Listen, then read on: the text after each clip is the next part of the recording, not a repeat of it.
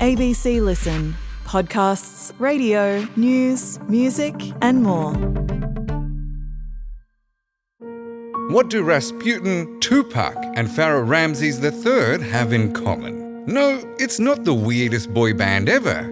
They all met their end at the hand of an assassin. From seizing power to silencing dissidents, Assassins unpacks the moments in which someone decides that murder is the move.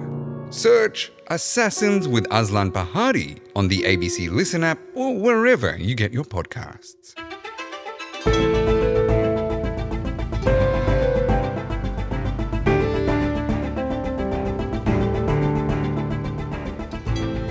Donald Trump says America is in armed conflict with drug cartels, and he's ordered the US military to strike so-called narco-terrorists in boats off the Venezuela coast, with no questions asked. Today, Professor Rachel VanLandingham, a former judge advocate in the US Air Force and law professor at Southwestern Law School in LA, on just how scary that is. I'm Sam Hawley on Gadigal land in Sydney. This is ABC News Daily.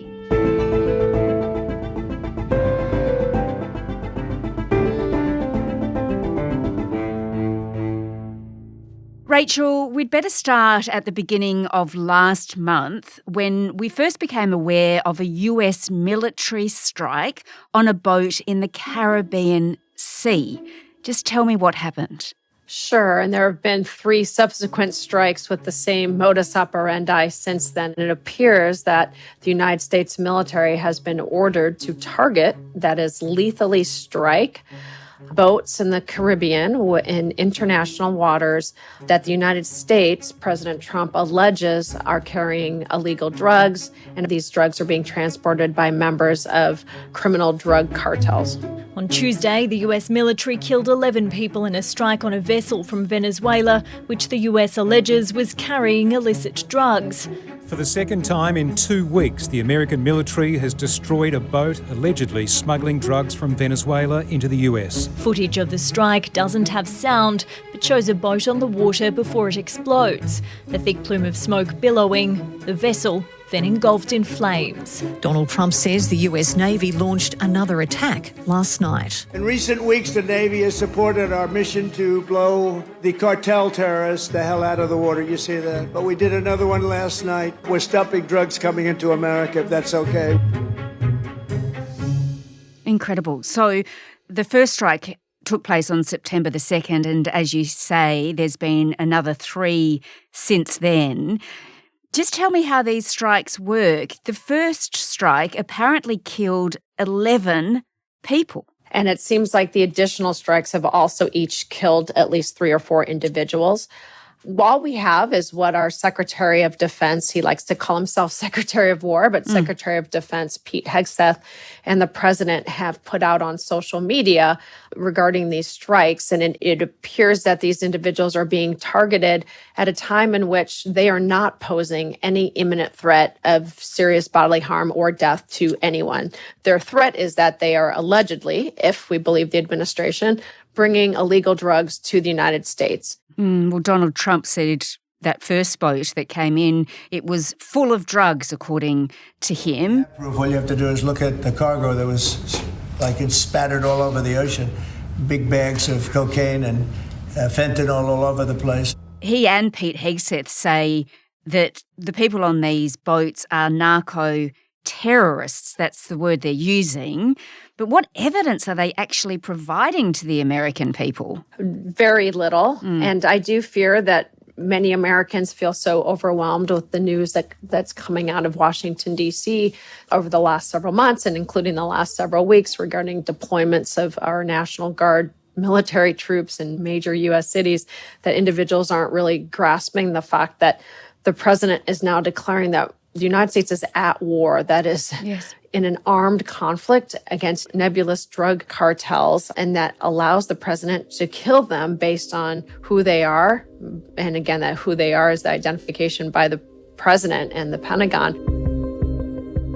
Why are we using lethal force in the American people's name for alleged drug runners? Yes, you said the first boat had a lot of drugs on it. Well, interdict it, Yes. seize it, and prosecute those individuals. Yeah, because this is the sort of action that you would expect to see, or you have seen, after a terrorist attack in America. Absolutely. There are rules about you treat individuals that are engaged in alleged criminality as alleged criminals, and you follow due process in order to deter them and keep your nation safe. And you only use armed force and lethal killing when necessary, when facing armed groups like Al-Qaeda or ISIS. You had groups that had the capability and the organization akin to small countries who are engaged in armed violence, sustained periods of armed violence against the United States and its allies. And in fact, of course, the quote-unquote global war on terror that involved a war in Afghanistan. But the war in Afghanistan was started by an organized armed group that engaged in significant violence against the United States on September 11th, 2001. So the American people had no problem in supporting the United States government at the time and waging war against that armed group. But these are not armed groups that are engaged in quote-unquote terrorism against the American people. So that narco-terrorism is a word that's being abused, a phrase that scares people. Well, over the weekend, when there was another strike, Donald Trump described it as an act of kindness because drugs, he says, are destroying American families. Every one of those boats is responsible for the death of 25,000 American people. So when you think of it that way, what we're doing is actually an act of kindness. What do we know about drug trafficking from Venezuela? Well, the Department of Justice itself, on its current website today, cites that overland illegal drug smuggling, primarily from Mexico, is the greatest conduit for narcotics into the United States, not from Venezuela. And it's a staggering amount. The greatest proportion of illicit foreign-made drugs that come into the United States come primarily overland from Mexico. So if the president wants to go to war against Mr. Maduro, the leader of Venezuela, who does seem to be, an authoritarian leader who's not protecting the human rights of his own people and then is not adhering to international legal standards. First of all, he's got to go to Congress under the U.S. constitutional framework of who gets to make a war. And second of all, international law that governs the use of force by a nation state against another nation state is that you don't get to use it just to go around and topple dictators, because every state will use that excuse. So I'm just going in to topple a dictator. The use of force is limited to when it's necessary because you're facing an imminent threat of an armed attack from that country, or just claiming that it's legal and that we're at war against them doesn't make it. So that's not what the law is. It's sort of out of the playbook, isn't it, of the former Philippines president, Rodrigo Duterte, who, when he was leader, approved the killing of suspected drug dealers. And Trump actually praised that during his first term as president. Duarte from the Philippines is, indicted by the International Criminal Court. So we've seen this authoritarian playbook before, but never by the United States into this openness, this overtness. It's the old story. We're so good at it that there are no boats. In fact, even fishing boats, nobody wants to go into the water anymore. Sorry to tell you that. But we're stopping drugs coming into America, if that's okay. We're stopping drugs at a level that nobody's ever seen before. The ironic part is, if it's really about drug running, most of those drugs come from Mexico. And the CIA is alleged to have already been flying surveillance drones without permission of the country of Mexico into Mexican territory. Are we going to engage in war against Mexico, when our neighbor and our allies? All right, well, as you say, all sorts of laws are being upended here. What can the courts actually do at this point, Rachel, to try and stop this?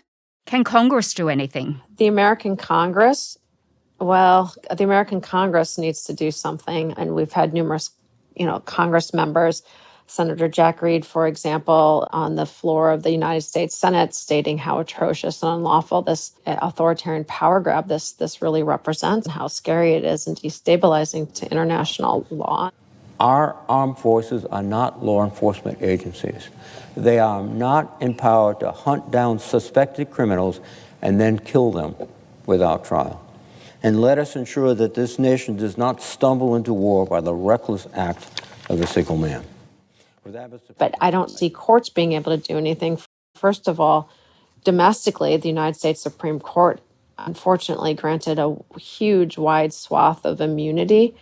Even if President Trump was no longer president, what he does as president is essentially shielded from accountability. The United States is not a party to the International Criminal Court. There's very little any international court can do, and it's really scary. This is actually going to come from internal pressure, I believe, from Congress. People really need to put a lot of pressure on their congressmen and women to stand up and say this is too far.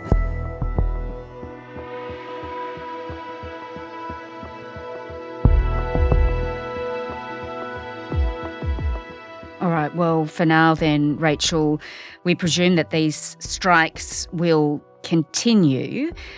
Do you think that Donald Trump really believes that by doing this it will stop the trafficking problem? What is his actual thought process here? Well, it's scary to try to get into President Trump's head, but from reading his social media posts, I mean, he does seem to be authentic, genuine in his desire to stop illegal drug flow into America. But the method he's using isn't targeting the greatest number of drugs that are coming into America. That would, again, be the southern border. So instead, this seems to be really more bullying and intimidation, and in hopes of destabilizing and unseating President Maduro of Venezuela. For this reason, we've recently begun using the supreme power of the United States military to destroy Venezuelan terrorists and trafficking networks led by Nicolas Maduro. But I do think the president is genuine in wanting to stop illicit drugs. The American people want to stop the flow of illicit drugs, but there's a huge demand for illicit drugs in the United States, in part due to a completely failed and broken mental health system and medical care system in the United States. So if the president really cared about stemming the flow of illegal drugs that wind up killing Americans, he needs to provide better health care for Americans so that they don't have to turn to illicit drugs to deal with their problems. And so that undermines the sense that he's genuine here. He's genuine, but he's narrow-minded and not providing a comprehensive fix to what ails Americans regarding illegal drug use. And he's crossed a line, and that could be really incredibly dangerous, couldn't it? What do you think could come next? Well, what could come next, because he's claiming that the United States is in an armed conflict against particular drug cartels. In war, under the law of war, individuals can be killed, targeted, because of their membership in a particular group, either in a military, if we're fighting a military, or an organized armed group, such as the ones that President Trump claims we're fighting. That means they can be targeted at any time, regardless of what they're doing. For example, if they're asleep, that's the best time to kill them because then they don't pose a threat. If the United States government claims that there's a member of one of these drug cartels in downtown Los Angeles, since we're at war with them, the United States government can simply kill them, can execute them right there in the United States. The authority President Trump and Secretary Hegseth are claiming under the law of war is really extraordinary, and it's extremely scary as part of an expansion of his authoritarian power.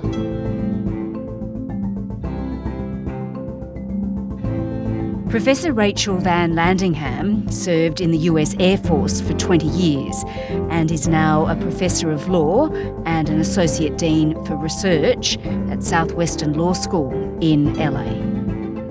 This episode was produced by Sydney Peed and Jessica Wukyanov. Audio production by Sam Dunn. Our supervising producer is David Cody. I'm Sam Hawley. Thanks for listening.